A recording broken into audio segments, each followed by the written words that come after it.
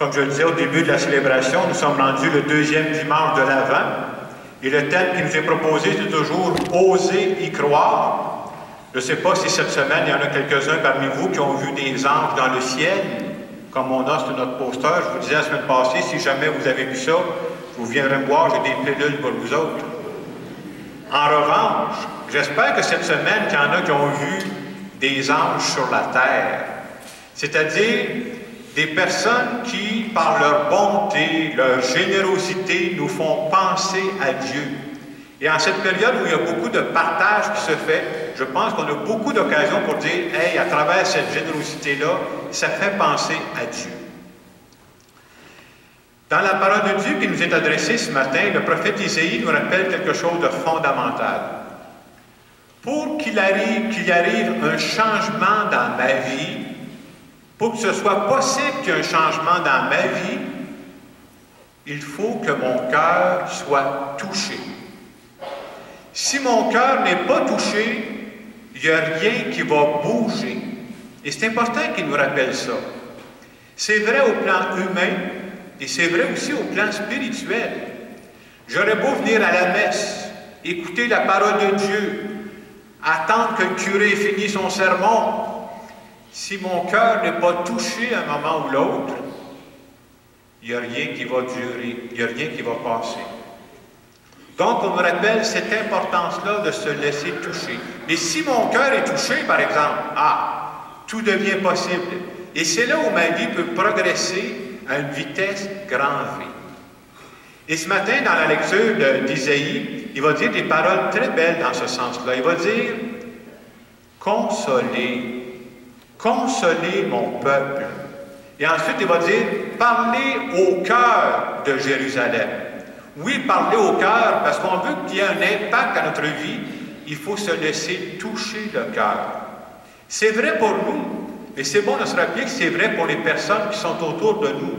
Les personnes qu'on aime, les gens de notre famille, nos amis, on aimerait ça avoir un impact auprès de ces personnes-là. Comment je peux avoir un impact auprès de mes enfants, mes petits-enfants, les personnes que j'aime? Il faut leur parler au cœur. Ça veut dire quoi, parler au cœur? Bien, parler au cœur, c'est pas se contenter de parler de la météo. Parler au cœur, c'est pas se contenter de parler du Canadien. Déjà, c'est pas bon pour le moral. Parler au cœur, c'est encore pire de ne pas se contenter de parler de Donald Trump, même si la TV ne fait que parler de ça. Parler au cœur, c'est de dire, est-ce que je m'intéresse à ce qui arrive à la personne à côté de moi? Je peux vivre pendant 20 ans, 30 ans dans la même maison que quelqu'un et je ne me suis jamais posé la question, qu'est-ce qui bouge dans son cœur présentement? Qu'est-ce qui le fait bouger? Qu'est-ce qui l'intéresse? Et quand je fais ça, je suis en train d'agir à la manière de Dieu. Quand Dieu me parle, moi je pense que Dieu nous parle, pas comme moi je vous parle, mais il nous parle. Dieu ne vient pas me donner un cours de théologie, ça se fait ici, c'est pas ça qu'il fait. Dieu, quand il me parle, il vient m'inspirer à travers les sujets qui sont sensibles à l'intérieur de moi. Dieu les connaît, et c'est là où il vient me rejoindre. Et quand on arrive dans la deuxième lecture qu'on avait ce matin, qui est tirée de Saint-Pierre, il va dire ceci. Il va dire, nous autres, qu'est-ce qu'on attend dans le monde aujourd'hui? Est-ce que j'attends encore quelque chose? Et lui, sa façon de dire, ça veut dire, ce que nous attendons, c'est un ciel nouveau et une terre nouvelle. Et bien entendu, si j'arrête la phrase-là, je ne sais pas si ça vous fait vibrer, moi ça ne me fait pas vibrer du tout. Mais la vraie question que la parole de Dieu veut nous dire, c'est quoi pour vous? C'est quoi pour nous? Un ciel nouveau puis une terre nouvelle. Ce n'est pas la même chose d'une personne à l'autre, là. C'est quoi pour moi ce matin, un ciel nouveau, une terre nouvelle? C'est-à-dire, qu'est-ce que je désire le plus dans ma vie pour l'année qui vient, pour les 2 ans qui s'en viennent, pour les 5 ans qui s'en viennent? Est-ce qu'il y a à l'intérieur de moi un désir qui me fait vibrer? Et c'est important d'avoir ce désir-là. Et d'une personne à l'autre, je disais tantôt, ça varie. Pour quelqu'un, son ciel nouveau, sa terre nouvelle, ça pourrait être de dire, bien, quelqu'un qui vit un problème de santé, j'aimerais retrouver la santé. Ça, pour moi, ça serait un ciel nouveau, une terre nouvelle, parce que ça me permettrait de vivre autre chose. Pour beaucoup de personnes, présentement, probablement qu'un ciel nouveau, une terre nouvelle, ce serait qu'il y ait plus d'harmonie, je ne sais pas, dans son couple ou dans sa famille, spécialement avec Noël qui s'en vient, là. Pour d'autres personnes, un ciel nouveau, une terre nouvelle, ce serait de trouver un emploi plus ajusté à sa personne ou d'avoir dans sa vie une passion qui te fait vibrer, qui te fait marcher, qui donne le goût de te lever le matin pour dire « ma vie, ça sert à ça ». Pour bien des personnes aussi, un ciel nouveau, une terre nouvelle, ça serait de dire « j'aimerais trouver l'amour de ma vie ». Je riais parce qu'il y a quelques jours, je lisais des textes. Vous savez, dans le temps de Noël, il y a une façon de faire, je ne me souviens plus des détails, il y a des enfants qui écrivent au Père Noël pour demander ce qu'ils veulent. Et vous savez, il n'y a pas juste des enfants qui écrivent.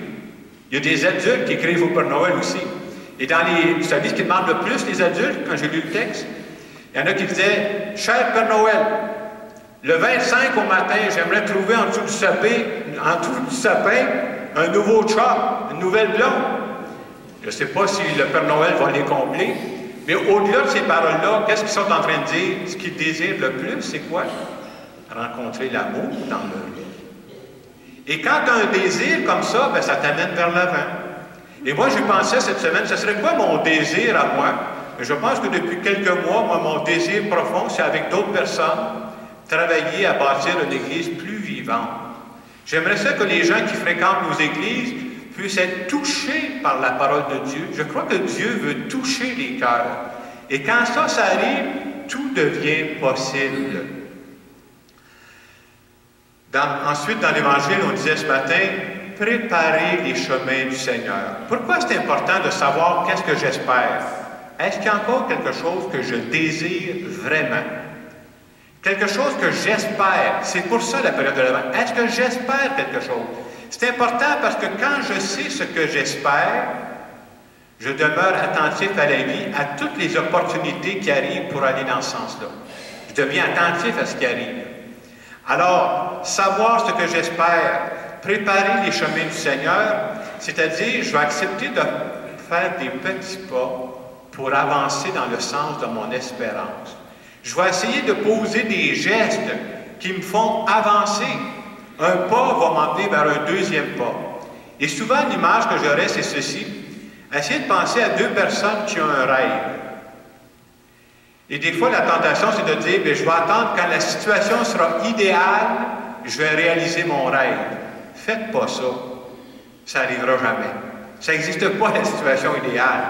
Si on comparait deux personnes qui ont un rêve, un projet, une espérance, regardez deux façons d'agir. Quelqu'un qui dirait, moi, j'ai décidé pour réaliser mon projet, je prends des billets de loto toutes les semaines.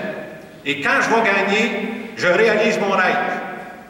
Une deuxième personne qui a aussi un rêve, elle dit, moi, non. Ce que je veux faire, je commence aujourd'hui, puis je vais essayer de faire un petit pas aujourd'hui.